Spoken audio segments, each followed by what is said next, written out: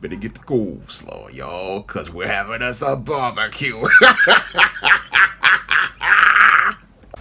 Now available on Lulu. John Haynes at Death's Door. The man who rules the world takes on the Greek god of death in this action-packed, all-new John Haynes comic book. Get your copy of the first John Haynes comic at lulu.com today. Former DC Comics publisher Dan DiDio wanted to explain to everyone why woke ideology is rampant in comics in an interview that he did with YouTuber John De La Rose. Now, according to Dan DiDio, he says that corporations are all about profits, and this is the reason why there is so much woke ideology going on in most modern comics. Now, I have to call BS on everything Dan DiDio has said about corporations being all about profits as related to the reason why we have so much woke ideology in comics, because DC Comics was basically struggling under him when he was in charge of it. Now, when Dan DiDio was running DC Comics from 2002 to about 2020 or so, corporations were supposed to be all about profits, but DC's profits were in a major state of decline ever since he took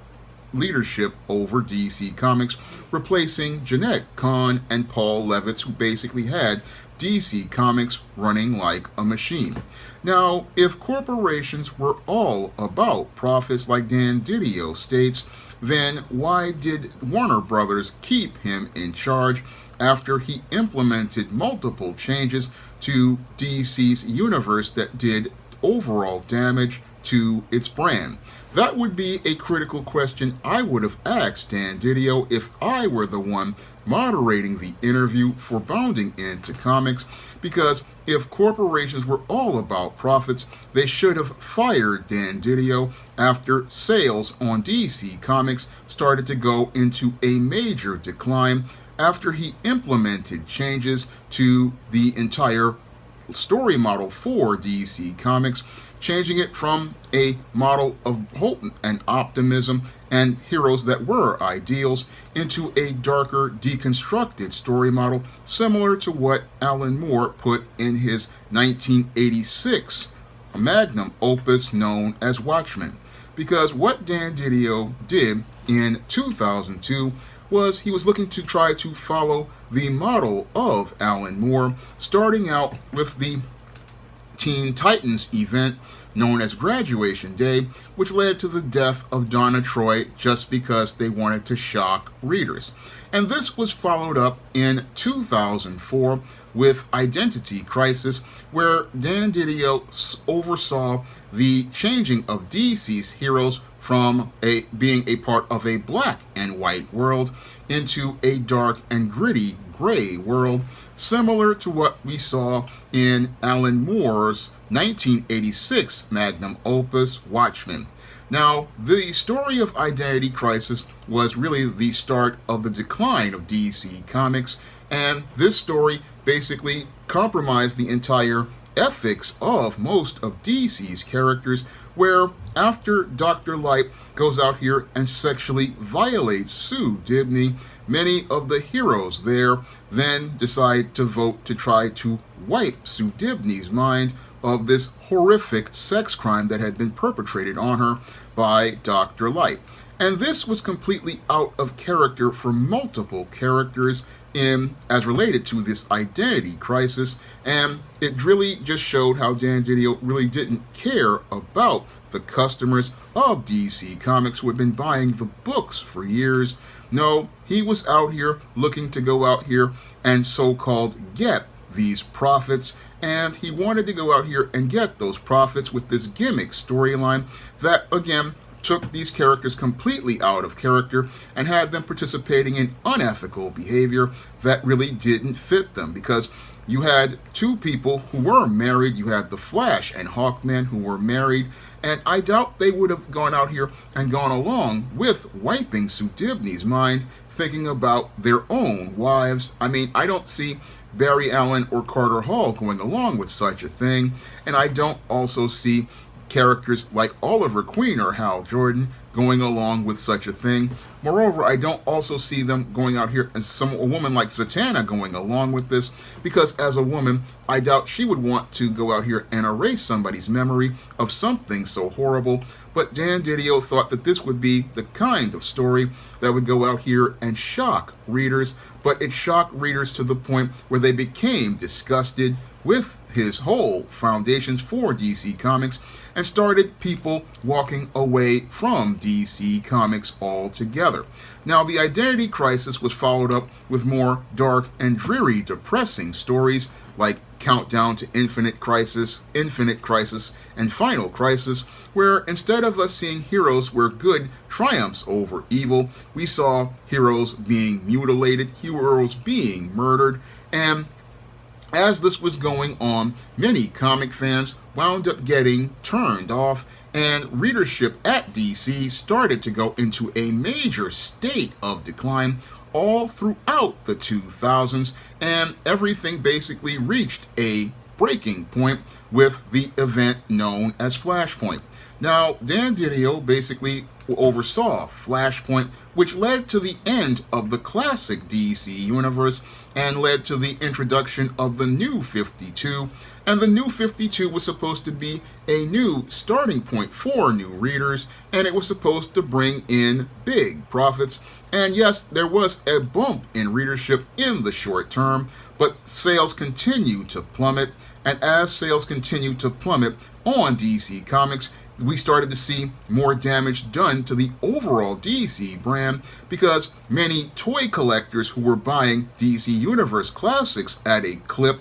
from 2006 to about 2011 stopped buying DC Universe Classics, and they also stopped buying DC Direct action figures and other DC merchandise. So this is why I gotta call BS on Dan DiDio's whole argument about how corporations are all about profits, because if corporations were all about profits, then why did DC Comics go into a major state of decline as related to the sales of DC Comics, and why did DC Comics go into a major state of decline after 2011 as related to its merchandising? Again, critical question that I gotta ask Dan DiDio about his whole argument about how he's saying, oh, that the woke ideology is something that corporations do, because he was a corporate executive who basically came into DC Comics with no publishing experience, and it was his incompetence that basically ran DC Comics off the rails and turned it into a pale shadow of the brand that was very popular in the 1980s and 1990s under Jeanette Kahn and Paul Levitz. Now, Dan DiDio further goes on to talk about why woke ideology is a part of comics by trying to say that most people in corporations really don't know what readers wanted, and that's, again, another BS argument I gotta call BS on, because at the time that he was running DC Comics, Warner Brothers had a DC Comics message board up, and they had their own official DC Comics message board up for years, and I was on those message boards for years, not to mention other message boards like Superhero Hype and The Fwoosh. And if a corporate boss wanted to find out what was going on as related to comics back then, they could have easily gone to one of those message boards and found out what paying customers were saying about their products. But Dan DiDio didn't want to hear any of those customers.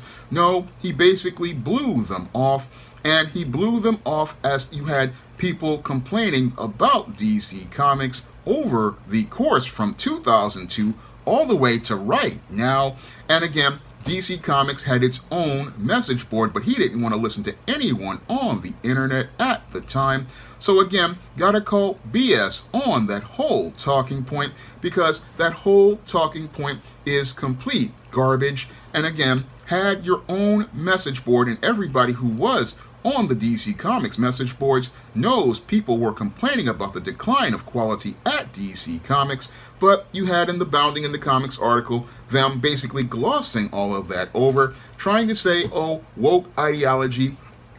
is rampant in comics because corporate bosses are all about profits, but we see that they weren't really about profits at all. No, many of these executives were so caught up in their arrogance that they thought they could go out here and push their agendas on people. And because they thought they could go out here and push their agendas on people, they thought that people would just go along and continue buying the products. And that is the main reason why we have all of what they call the woke ideology rampant in comics, because many of these corporate executives basically want to go out here and push their agenda on readers, and they believe that because they control these intellectual properties, this gives them leverage over individuals and will have them looking to go along to get along if they want to continue reading their favorite characters.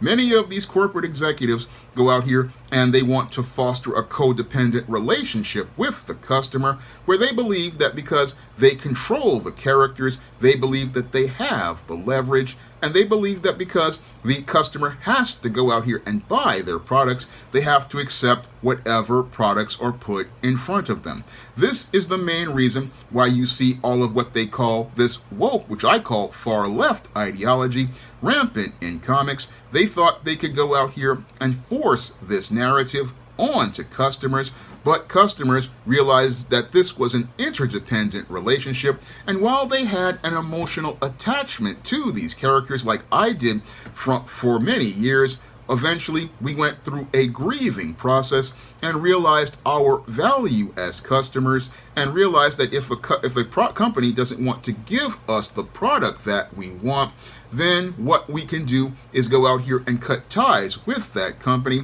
Yes, they may have the characters that we liked growing up. I was a big DC Comics fan ever since I was 4 years old, and I loved all of the DC Comics characters that I read over the years, reading comics as a kid and even a young adult. But there reached a point where I realized that DC Comics and many of its licensors like Mattel were openly disrespecting me as a customer, and the way I realized that I could take my respect is by keeping my money in my pocket. So as guys like Dan DiDio wanted to go out here and force their dark, dreary, and depressing story model on readers, I kept my money in my pocket for DC Comics. And when they started going out here and saying that they were going to end toy lines like the DC Universe Classics line, that's when I decided to go out here and stop putting my money down on DC Comics merchandise and decided to move on with my life and put DC Comics in the rear view mirror. And for a couple of years, I did go through a grieving process as related to the sad state of affairs of DC Comics, but now that I've accepted that DC Comics and their heroes are never going to change, I have decided to move on. And as I've moved on, I've come to the point where I just don't care about DC Comics. A sad thing that I had to do, that I've done, but it's something that happens with everybody as related to a fandom when the company walks away from the mission of the characters, something I did as related to that grieving process, and I walked away from DC and moved on. Yes, I'll come back and take a comic like Tom King's Wonder Woman to the barbecue, but as I see it at this point, again, those characters were a part of my childhood, and now I want to move on and create my own stories and characters, like with the Isis series and the Goddess Next Door. I mean, I have moved on from these comics, and again, when I listen to Dan DiDio and I listen to him talk as an executive, I just know how full of it he is when he sits there and says, oh, woke ideology is rampant in comics due to corporations wanting profits. Well, was Warner Brothers looking for profits when they did the New 52 and saw the sales dropping to the point where they did the Convergence to try to fix things and then the Rebirth to fix things? Critical question I gotta ask Dan DiDio, who undermined all of those processes because he wanted to continue following in the footsteps of what he thought Alan Moore was all about. Alan Moore, who basically disavowed Watchmen because he saw the damage it did to comics. I have to ask Dan DiDio the critical question, because his whole reasoning for woke ideology being rampant in comics just shows me again how out of touch he is, because he was out of touch from minute one, because again, he has no publishing experience like I do, and he doesn't really understand how the business of publishing works, and that's how he tanked DC Comics. And he's sitting there saying, oh, woke ideology is in comics because of corporations looking to listen to people on the internet. Well, again, I kind of call BS on that, because, again, I have been around since about 2000 on the internet. I've been to the Wizard World message boards. I've been to the Fwoosh. I've been to DC Comics' own official message boards. And I heard the customers sitting there telling everybody how much they didn't like the direction of DC Comics. So when Dan DiDio says,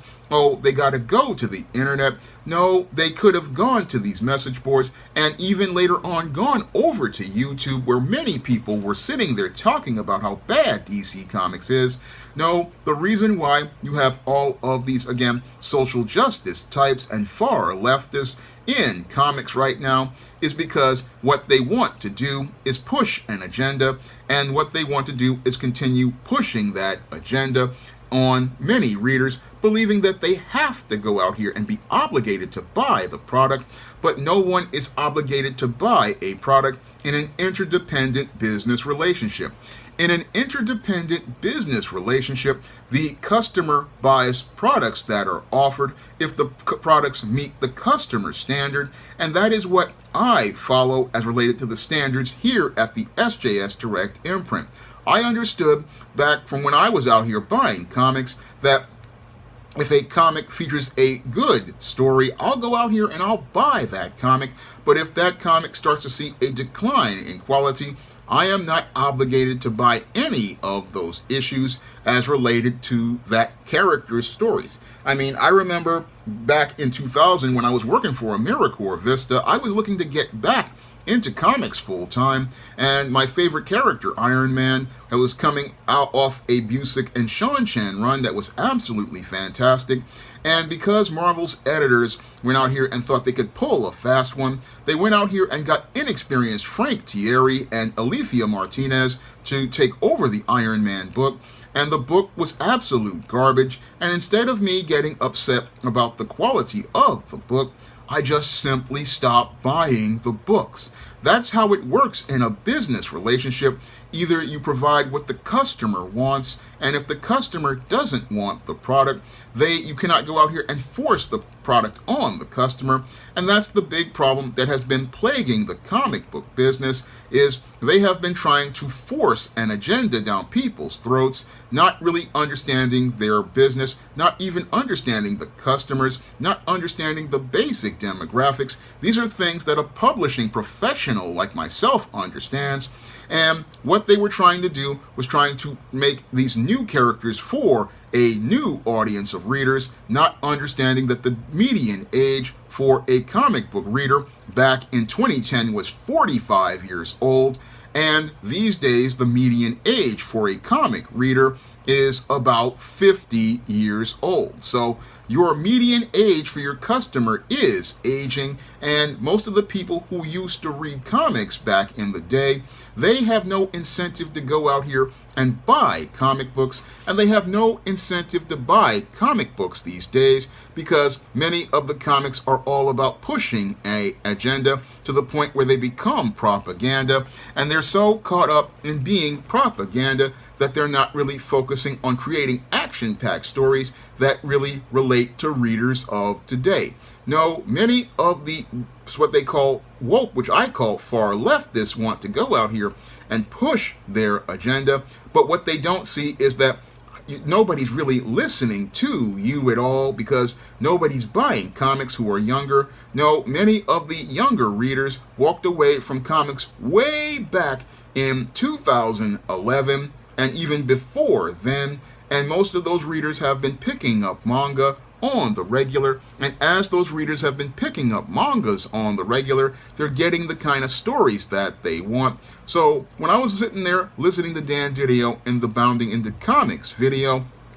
I just knew how full of it he was. And again, he's sitting there thinking this is the reason why is, again, because that the executives are just out of touch. And yeah, they are out of touch to a point, but the whole thing is they have an agenda they want to push, because companies like Disney have been pushing agendas in their material for years. I mean, there's been an alphabet agenda at Disney ever since the days of Ellen and Drew Carey. And they want to, again, try to make you they want to believe they can socially engineer ideas into people's minds. And that's the main reason why you have these ideologies. These arrogant executives believe that they are going to force you to believe what they want you to believe. But the whole thing is, most people can go out here and show that they don't really care, because, again, comics went from being a medium where you were selling 1 million copies of books like X-Men and Spawn in the 90s to books that barely sell 4,000 or 5,000. I mean, the numbers are so low that they're basically getting to the point where they're getting to be where there are for print on demand books like at the SJS Direct imprint. I mean, these numbers are just extremely low. And many of the people who are running comics don't understand why they've run comics straight into the ground. So I listened to Dan DiDio, and again, I see how full of it he is. And what's really sad is that the interviewers there really didn't get hard on Dan DiDio the way I'm doing right now, because as a guy who's, again, been a comic fan since the late 1970s and knows a lot about the business of publishing, again, I would have been asking tougher questions as related to the whole concept of ideology, because Dan DiDio himself was pushing an ideology over at DC Comics, looking to push the deconstructed story model that Alan Moore had renounced way back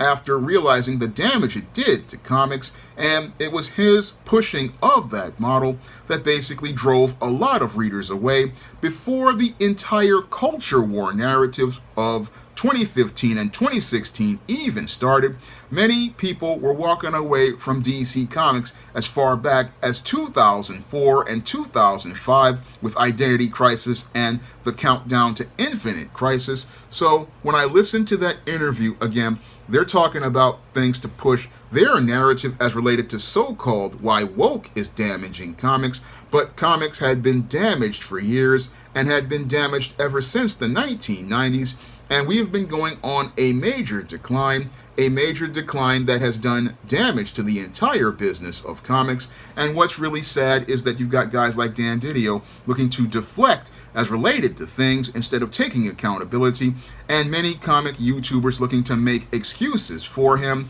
instead of holding him accountable for the damage he did to comics. I mean, the reason why this medium is dying is because many out here are disingenuous. Many don't want to acknowledge the problems that have arisen as related to the incompetent leadership. And again, this is not just on a corporate level. This is also on a management level, because again, Dan DiDio was in charge of DC, and he basically ran that entire company into the ground. And now he wants to say, oh, it's corporate bosses at the top who ran the company and ran DC's into the ground, but he was the one who supervised most of those cases. He was the one who said we need a grape for Identity Crisis, and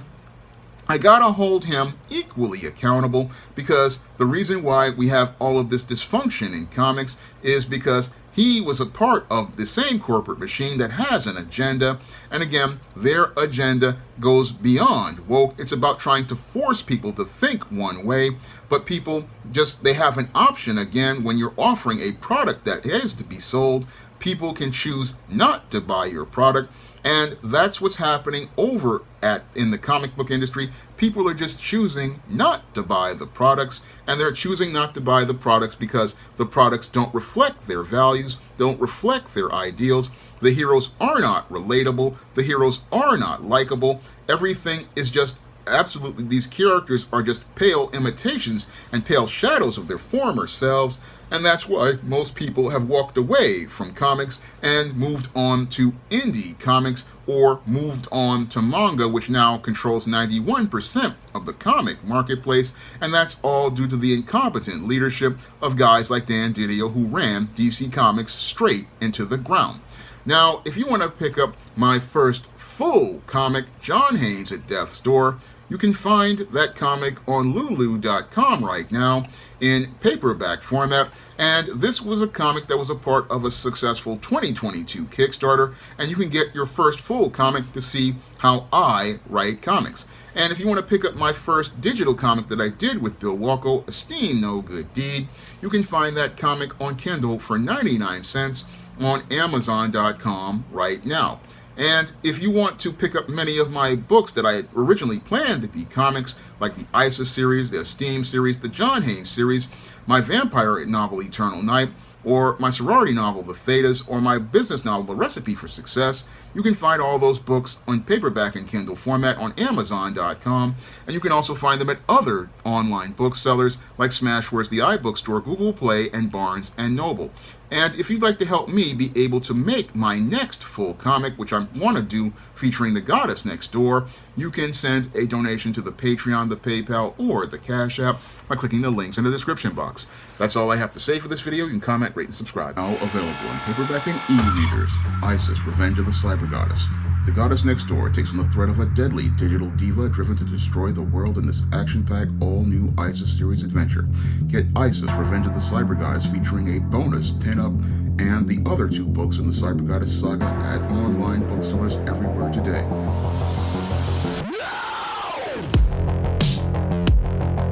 Now available in paperback and Kindle Unlimited, ISIS, All That Glitters. The Goddess Next Door takes on a bikini-clad bank robber in this action-packed, all-new ISIS series adventure. Get ISIS, All That Glitters in paperback and Kindle Unlimited today. Support Black-owned and Black-operated digital broadcast media. www.niceradionetwork.com. Nice Radio Network, broadcasting 24 hours a day, 7 days a week.